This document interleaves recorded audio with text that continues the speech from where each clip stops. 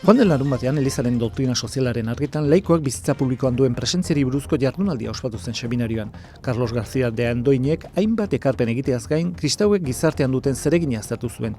Guztion ongi eraikitzeko ardura partekatua, hau da fedea, gizartea, kultura eta politika esparruetan, koherentziatik eta zerbitzutik bizitzeko modua. Joan den igandean, kristauen batasunaren aldeko otoitz astearen amaiera ospatu zen katedralean. Beste kristau fedeetako ordezkari eta federunekin bilkura. Astean zehar, gure gotzain Fernandok Espainia eta Portugalgo eluzbarruti ortodoxo errumaniarreko gotzainako paritutako gurutzea eraman du.